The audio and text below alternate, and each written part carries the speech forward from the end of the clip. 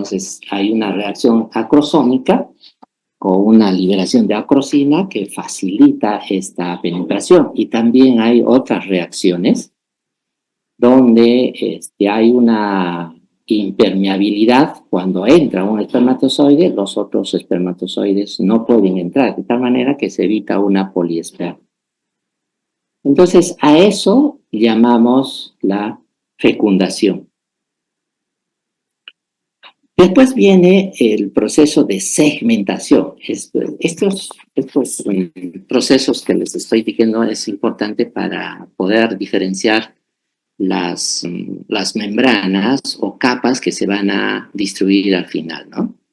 Entonces, ya hemos hablado sobre fecundación, ahora hablamos sobre segmentación. Una vez que se fusiona el espermatozoide con el ovocito, va a haber un sistema de división celular, ¿no? Los primeros días son lentos, en el primer y segundo día se va a dividir en 4, en 8 células, ¿no? Este huevo cigoto.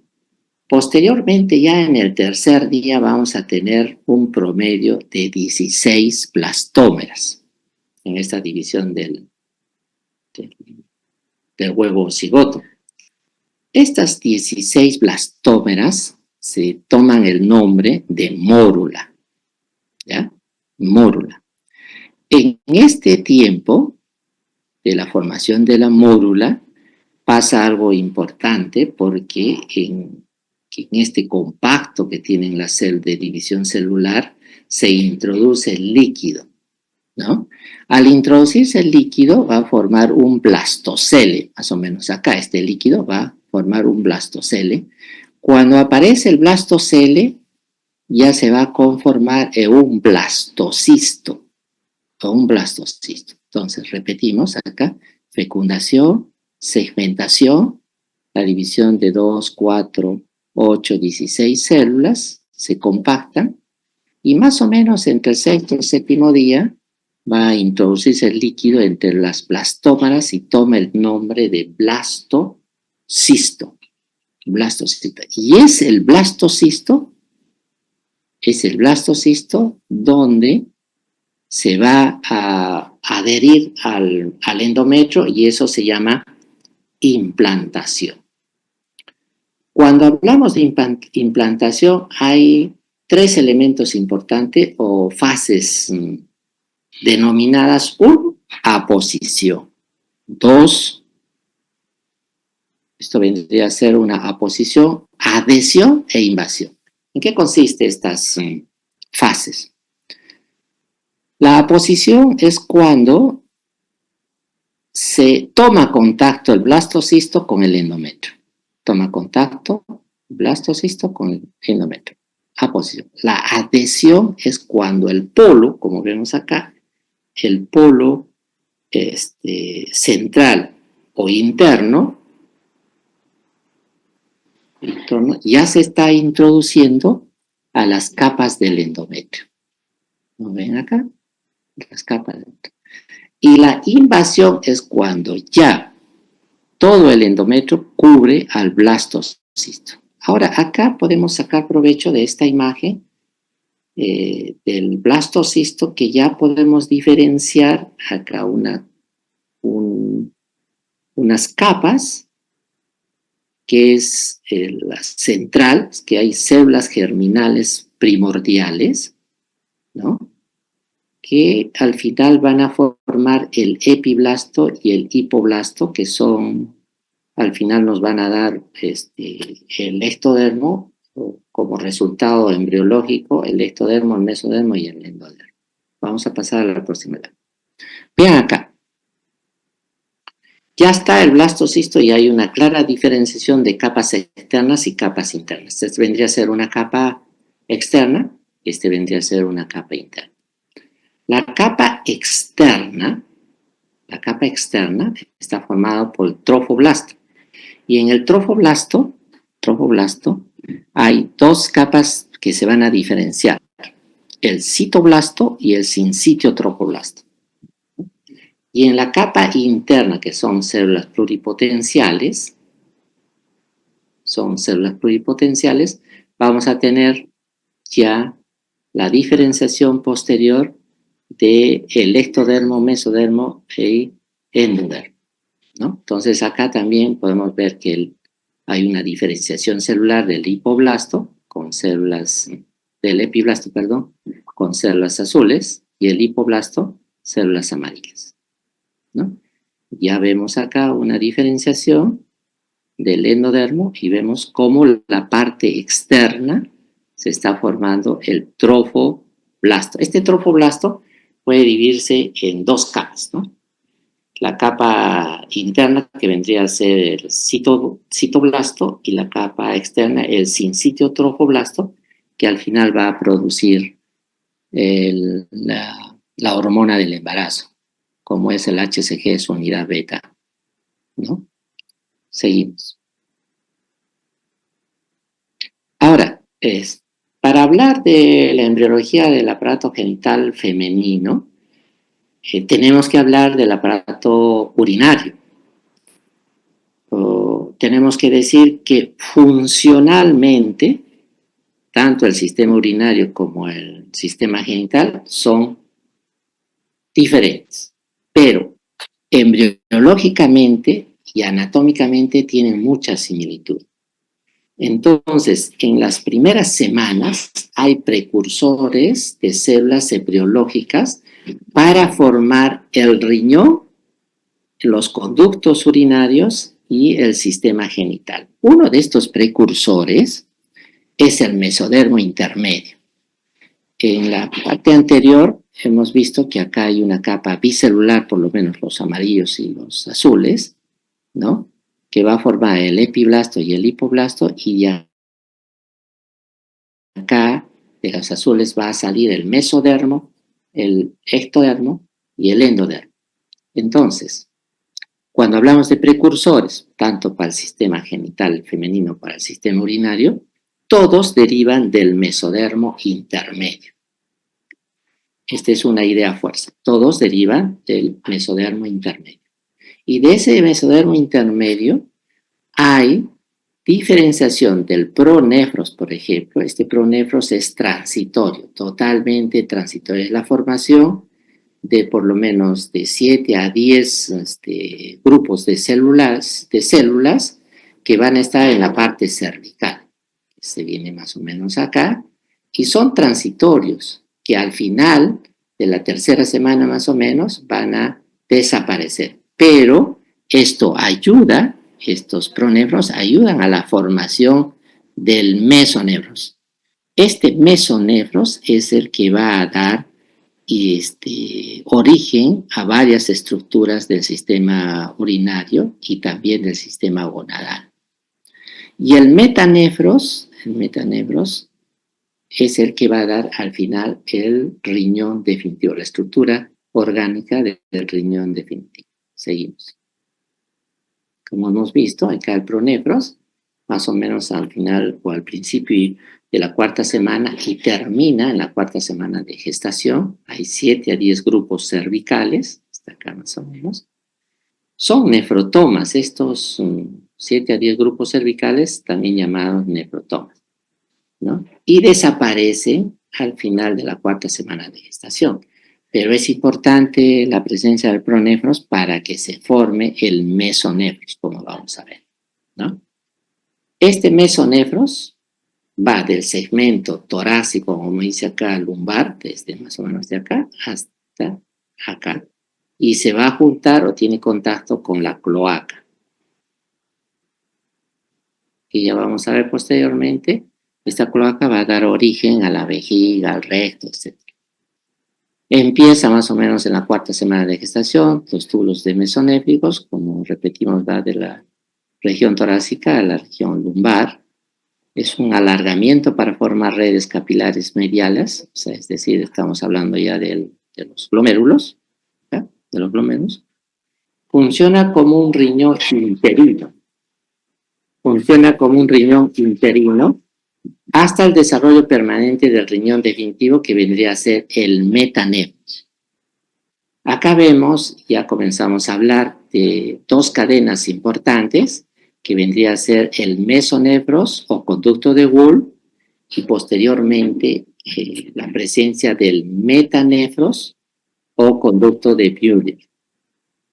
Más o menos a la sexta semana de gestación hay la formación de gónadas, de cresta gonadal. Acá esto es una idea fuerza, que las gónadas van a tener origen en el mesonefros, que más adelante vamos a afirmar esta idea fuerza.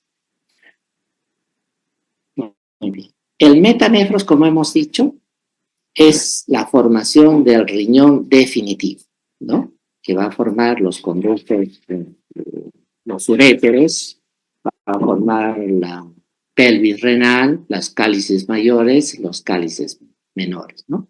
Acá vemos riñón definitivo, el metanefros. Más o menos se produce entre la quinta semana de gestación y va a formar las unidades secretorias renales. Básicamente, van a formar a través del seno urogenital los uréteres, la pelvis renal, cálices mayores, cálices menores, ¿no? Y los conductos renales, los conductillos renales.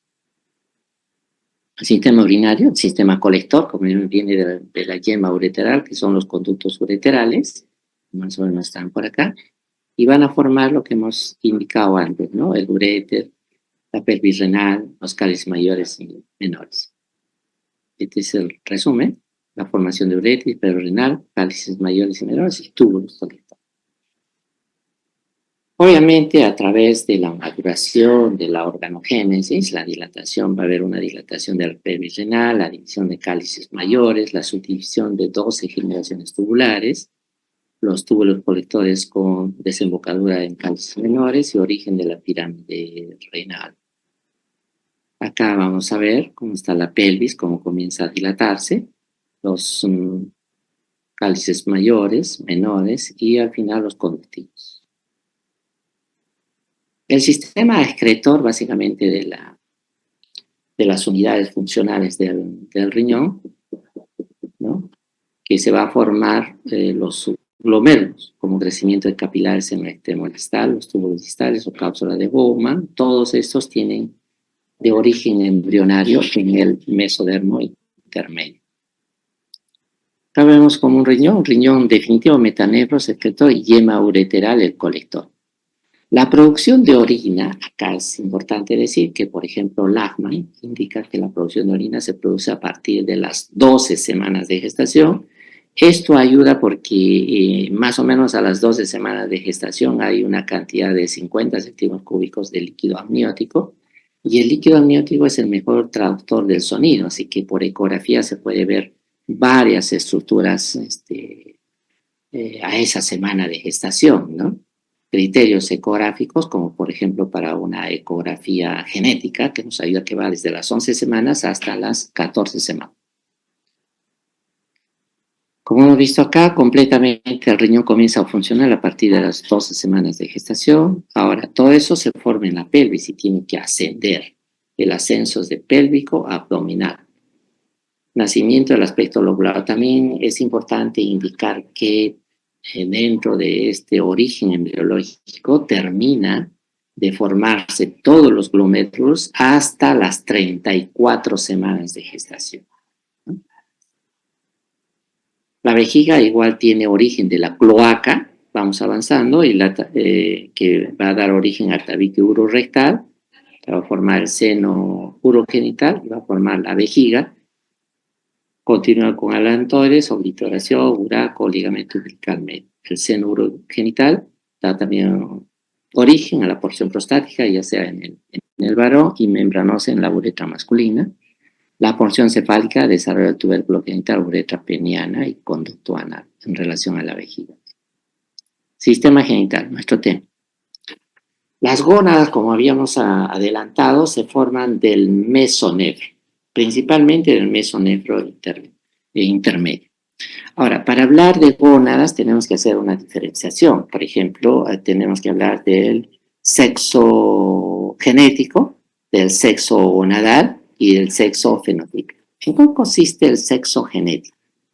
El sexo genético comienza en la fecundación, es decir, el espermatozoide con el ovocito.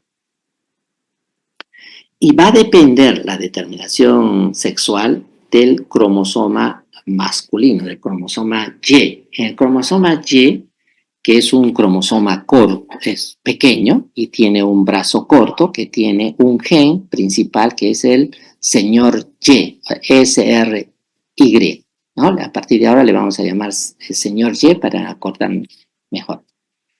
Entonces, este es el que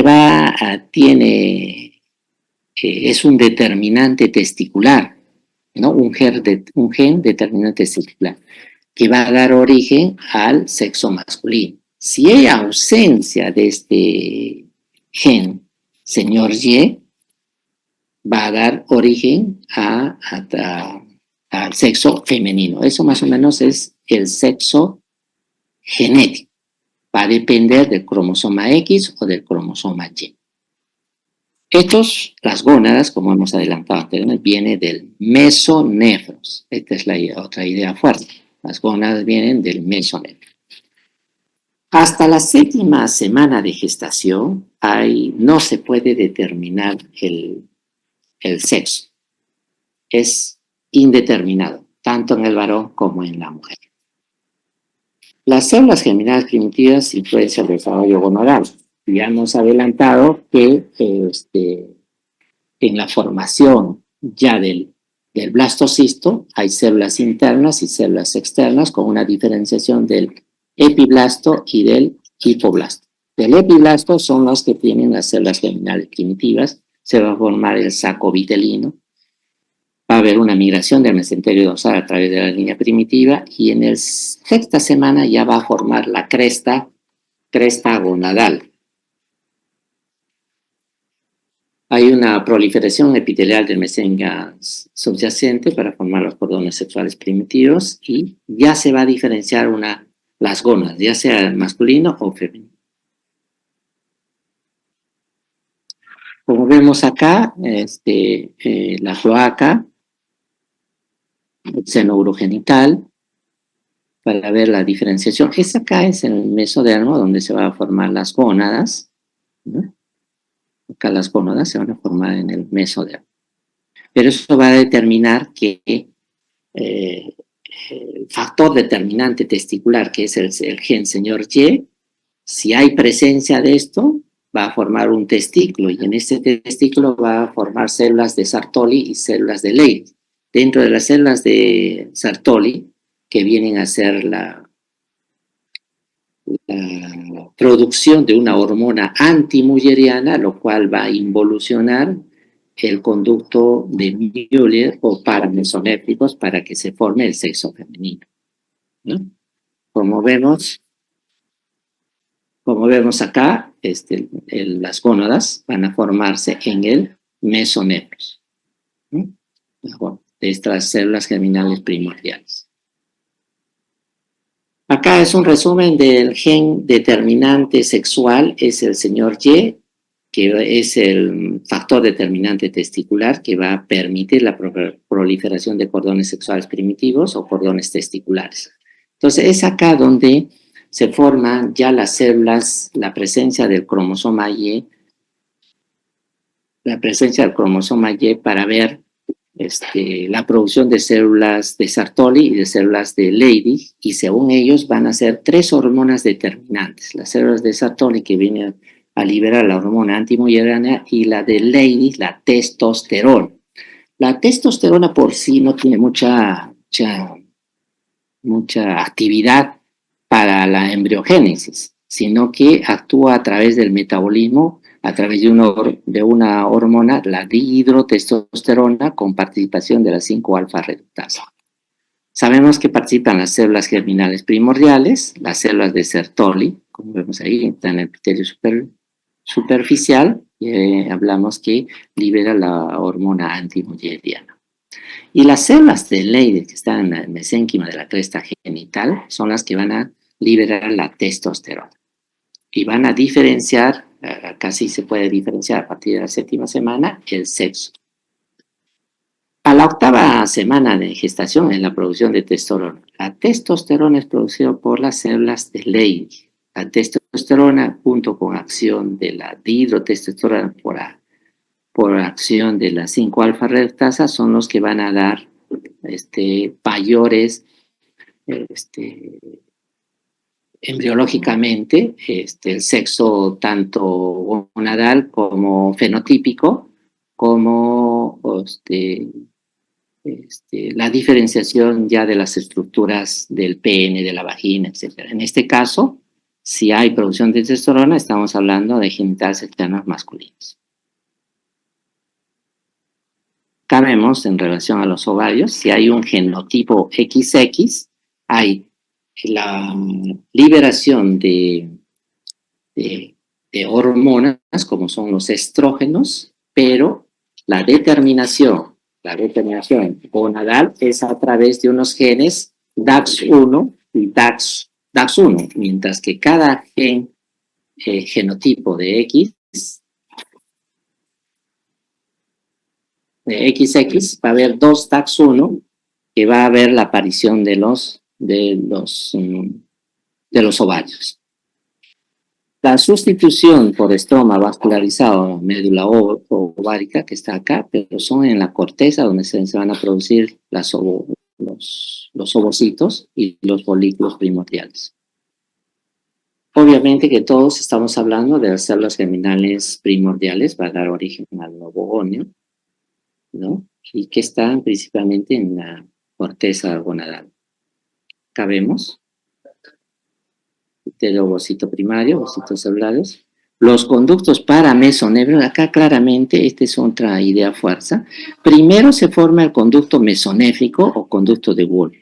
Después, este es un precursor para la formación del conducto paramesonéfrico.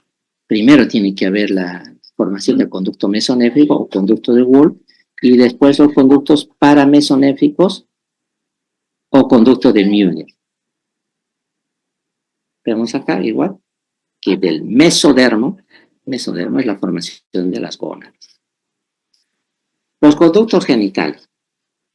En el periodo embrionario diferenciado, como hemos hablado anteriormente, es hasta las 7ª semana de gestación. A partir de la 7ª semana de gestación ya hay la diferenciación genética tanto de varón como de mujer.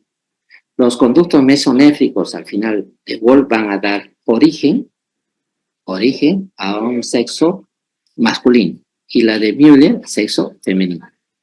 Esto va a depender de la liberación de hormonas. Obviamente, si es testículo, vamos a tener las células de Sertoli y las células de Leydig. La célula de Sertoli es hormona antimulleriana que va a anular o va a evitar que crezca o se desarrolle para, por ejemplo, de Müller, ¿no? Los conductos de Müller, o sea, va a evitar que se forme la trompa, que se forme el útero, que se forme la vagina. Y la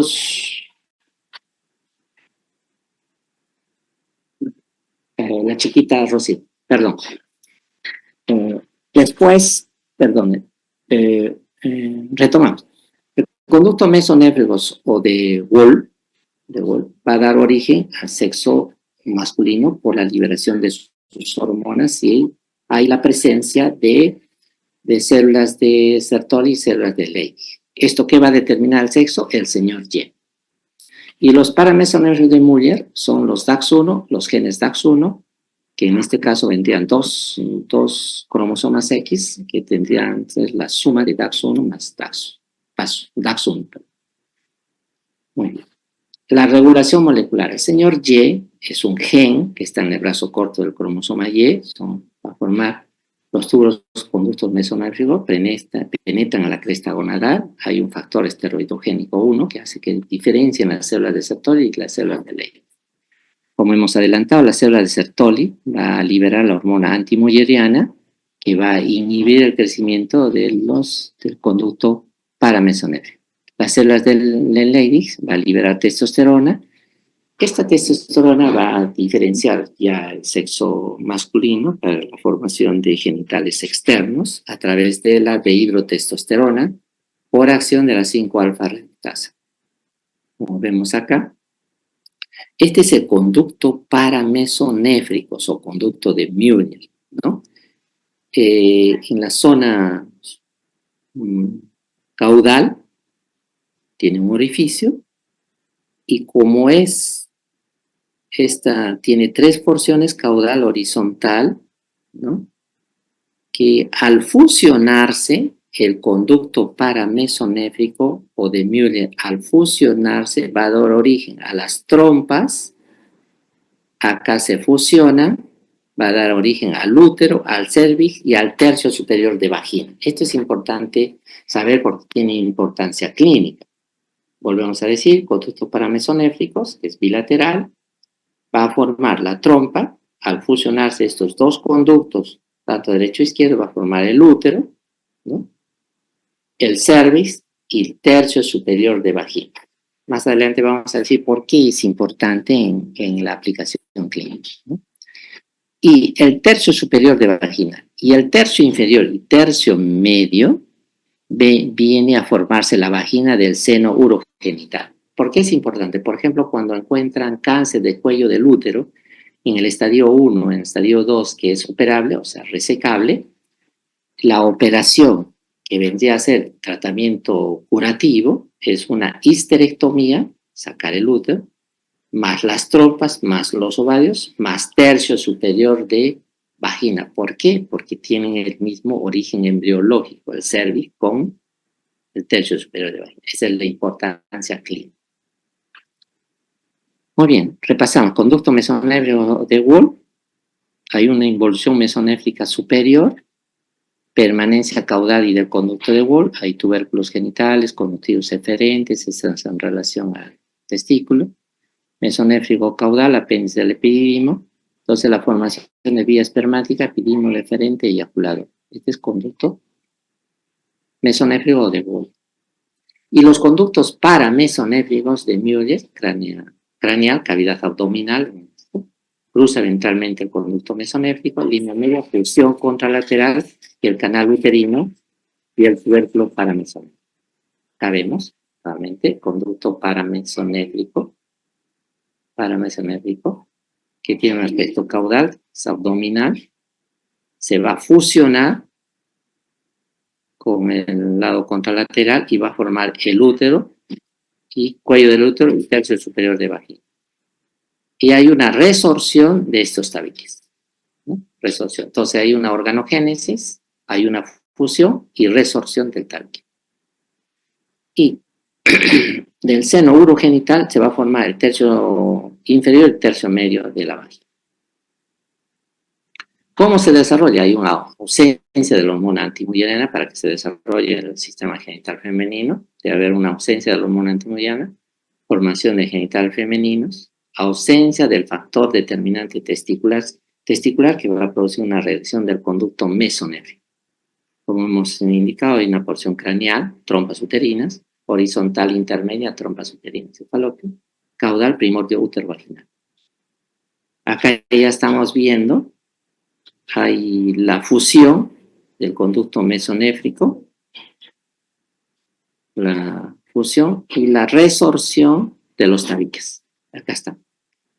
Acá viene a ver el origen embriológico del conducto paramesonéfrico de Müller, forma las trompas, el útero y tercio superior de vagina.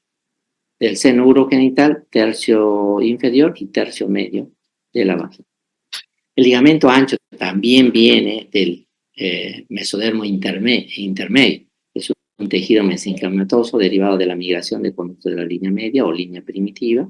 Hay una fusión de conductos del pliegue mesenquimatoso desde las paredes pelvianas. Como vemos acá, esto viene de la cloaca de la formación del tabique urorectal y el recto. Vemos acá un corte transversal, los ovarios que vienen del mesodermo intermedio. Vagina. En la vagina hemos indicado que tienen doble origen. Todos vienen del mesodermo intermedio, pero del paramesonéfrios, que viene a ser el conducto de Müller, vienen las trompas, útero, fusión de los dos conductos paramesonéfricos y hay una resorción del tabique. Entonces, el origen embriológico, tanto del tercio superior de vagina y el cuello del útero, es el mismo.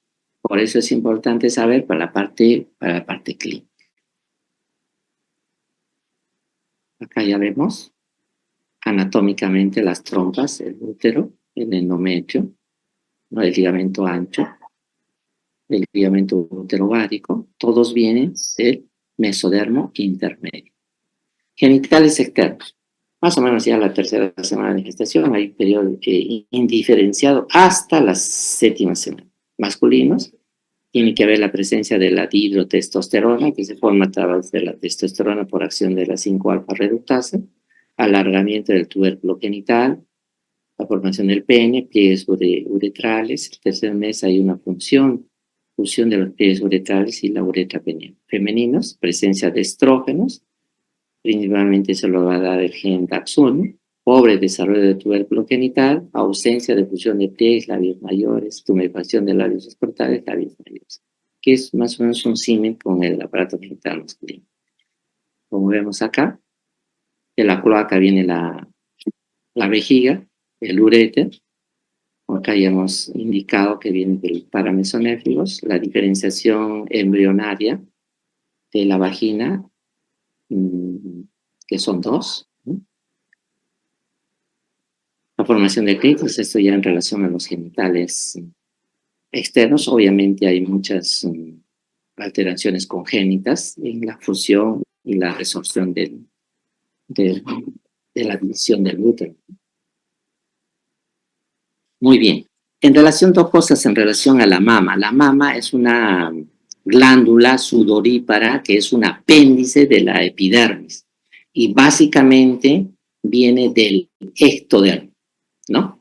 Son involución de crestas mamarias restantes a lo largo de la quinta semana, producen las yemas mamarias que van desde de la línea axilar hasta la línea inguinal.